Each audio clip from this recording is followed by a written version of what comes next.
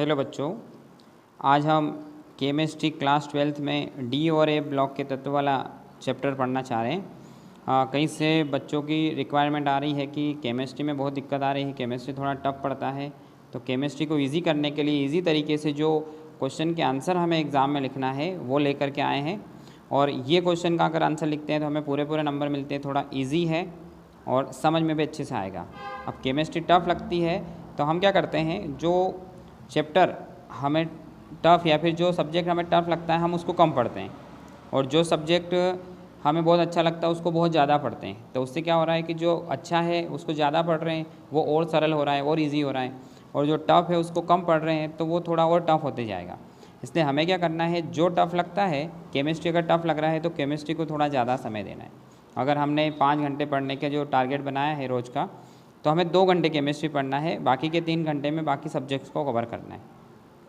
तो देखेंगे आज संक्रमण तत्व किसे कहते हैं, इन्हें कितनी श्रेणियों में बांटा गया है। तो एग्ज़ाम की तैयारी के लिए सबसे इंपॉर्टेंट क्वेश्चन, चैप्टर का नाम ही है डी और ए ब्लॉक।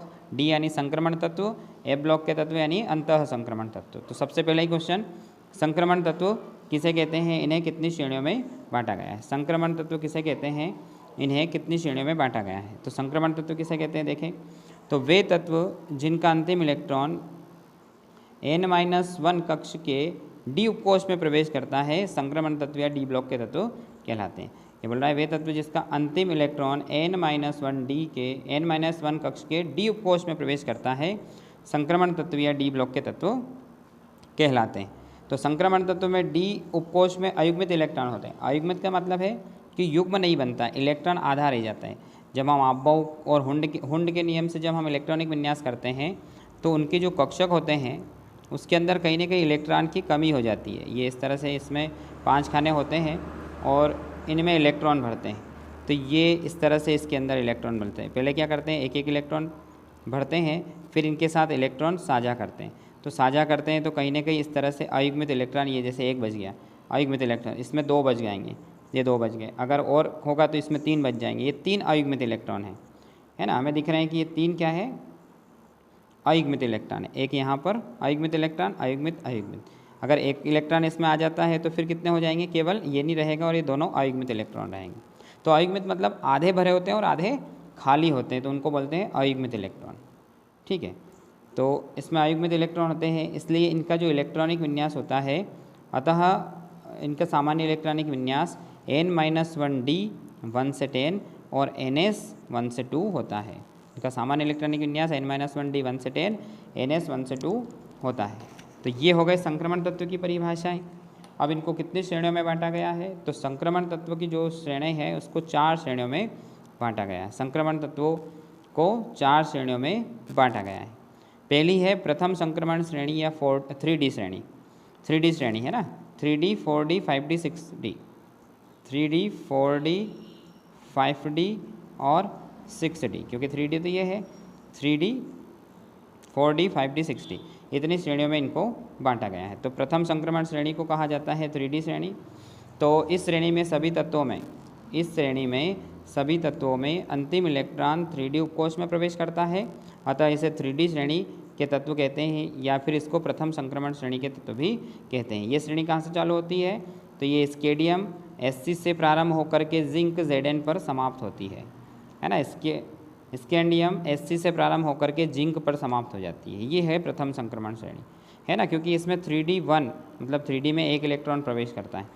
कहाँ पर, इस स्कैंडियम है ना Sc के अंदर, और जो अपना जिंक होता है उसमें अगर हम किसकी Zn की बात करें तो इसके अंदर होता है 3D10, है ना। इसमें कितना होता है 3D10 आखिरी में 1 से लगा करके 10 तक। तो ये 10-10 लाइनों की 4 होती है, यानी टोटल अगर देखें तो संक्रमण तत्व में 40 तत्व होते हैं, है ना। प्रथम संक्रमण श्रेणी 3D 4D 5D 6D सब में 10-10 इलेक्ट्रॉन होते हैं, और टोटल मिला करके 40 हो जाते हैं। तो ये हो गया प्रथम संक्रमण श्रेणी। तो क्या हो गया, फिर से देखिए, वे 3D श्रेणी या प्रथम संक्रमण श्रेणी, इस श्रेणी में सभी तत्वों के अंतिम इलेक्ट्रॉन 3D उपकोष में प्रवेश करते हैं, अतः 3D श्रेणी कहते हैं। ये स्कैंडियम Sc से प्रारंभ होकर के जिंक पर समाप्त होती है। फिर द्वितीय संक्रमण श्रेणी देखते हैं। तो द्वितीय संक्रमण श्रेणी क्या है, तो द्वितीय संक्रमण श्रेणी या 4D श्रेणी, है ना। इसमें इस श्रेणी में सभी तत्वों में अंतिम इलेक्ट्रॉन 4d उपकोष में प्रवेश करता है, अतः इसे 4d श्रेणी या फिर द्वितीय संक्रमण श्रेणी के तत्व कहते हैं। ये श्रेणी कहाँ से, इट्रियम Y से प्रारंभ होकर के कैडमियम CD पर समाप्त होती है ना। इट्रियम इसका जो परमाणु क्रमांक होता है वो 39 होता है, कैडमियम का परमाणु क्रमांक जो है वो 48 होता है, यानी कि 4d1 से चालू होकर के 4d10 पर समाप्त होती है ना। 4d1 से चल कर के 4d10 पर जा कर के समाप्त होती है। तो ये हो गई द्वितीय संक्रमण श्रेणी। तो वे श्रेणी है ना, द्वितीय संक्रमण श्रेणी 4d श्रेणी, इस श्रेणी में सभी तत्व हमें अंतिम इलेक्ट्रॉन 4d उपकोष में प्रवेश करता आता है, इसे 4d श्रेणी तत्व कहते हैं। इस श्रेणी इट्रियम Y से प्रारंभ होकर के कैडमियम CD पर समाप्त होती है। अब अगला देखते हैं, इसको बोलेंगे तृतीय संक्रमण श्रेणी या 5d श्रेणी। ये क्या है, तृतीय संक्रमण श्रेणी या 5d श्रेणी। इस श्रेणी में सभी तत्वों में अंतिम इलेक्ट्रॉन कहाँ पर, 5d उपकोष में प्रवेश करता है, अतः इसे 5d श्रेणी कहते हैं या फिर तृतीय संक्रमण श्रेणी भी कहते हैं। इस श्रेणी के जो तत्व है वो लेंथेनियम La से प्रारंभ होकर के, कहाँ से, लेंथेनियम La से प्रारंभ होकर के मर्क्यूरी Hg पर समाप्त होती है, क्योंकि लेंथेनियम जो है 57 परमाणु क्रमांक उसका, यहाँ से चल कर के मर्क्यूरी यानी 80 तक हमें चलना है। तो ये कहाँ से चलता है, तो ये चलता है 5d1 से 5d10 तक, 5d1 2 3 4 5 6 7 8 9 10, 5d10 तक चलता है। तो इसे तृतीय संक्रमण श्रेणी के तत्व कहते हैं। तृतीय संक्रमण श्रेणी या फिर 3d श्रेणी, 5d श्रेणी सॉरी, इस श्रेणी में सभी तत्वों में अंतिम इलेक्ट्रॉन 5d उपकोष में प्रवेश करता है, अतः इसे 5d श्रेणी कहते हैं या 5d श्रेणी के तत्व कहते हैं या तृतीय संक्रमण श्रेणी कहते हैं। ये श्रेणी लेंथेनियम से प्रारंभ होकर के मर्क्यूरी Hg पर समाप्त होती है, इसे तृतीय संक्रमण श्रेणी कहेंगे। अब अगला है चतुर्थ संक्रमण श्रेणी किसे कहते हैं। तो चतुर्थ संक्रमण श्रेणी क्या है वो देखेंगे। तो चतुर्थ संक्रमण श्रेणी या 6d श्रेणी, इस श्रेणी में सभी तत्वों में अंतिम इलेक्ट्रॉन 6d उपकोष में प्रवेश करता है, अतः इसे 6d श्रेणी कहते हैं या चतुर्थ संक्रमण श्रेणी कहते हैं। यह श्रेणी एक्टिनियम Ac से प्रारंभ होकर के कैप्लियम Cn पर समाप्त होती है ना, कैप्लियम Cn पर समाप्त होती है। इस एक्टिनियम का जो परमाणु क्रमांक है वो होता है 89 और कैप्नियम को देखें तो इसका होता है 112। ये 6d1 से चालू होकर के 6d10 पर जा कर के समाप्त होती है, इसे चतुर्थ संक्रमण श्रेणी कहते हैं। तो सबसे इम्पोर्टेंट और सरल क्वेश्चन, वे तत्व जिसका अंतिम इलेक्ट्रॉन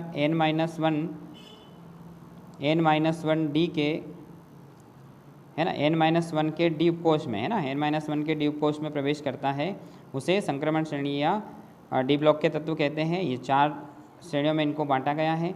तो प्रथम को बोला हमने 3d, द्वितीय को बोला हमने 4d, द्वितीय संक्रमण श्रेणी, तृतीय संक्रमण श्रेणी 5d और चतुर्थ संक्रमण श्रेणी को हमने बोला 6d। वे तत्व जिसका अंतिम इलेक्ट्रॉन n-1 के 3d में प्रवेश करता है 3d श्रेणी, 4d में प्रवेश करता है 4d श्रेणी और 5d में प्रवेश करता है 5d श्रेणी और 6d में प्रवेश करता है उसे 6d श्रेणी के तत्व कहते हैं। अब यही है कि इनमें कहाँ से चालू होता है, तो ये Sc से है ना, स्केडियम से स्टार्ट होकर के जिंक पर समाप्त होती है। और ये जो 4d श्रेणी है ये यट्रियम Y से प्रारंभ होकर के और CD कैडमियम पर समाप्त होती है, ठीक है। फिर जो 5d श्रेणी है वो लेंथेनियम La से प्रारंभ होकर के Hg मर्क्यूरी पर समाप्त होती है। और लास्ट अभी हमने देखा कि जो 6d श्रेणी है ये एक्टिनियम से प्रारंभ होकर के Cn यानी कि कैरपिक्लम पर समाप्त होती है। इस प्रकार हमने पढ़ लिया संक्रमण श्रेणी किसे कहते हैं और इनको कितने श्रेणियों में बांटा गया है। सबसे इम्पोर्टेंट क्वेश्चन। Thank you.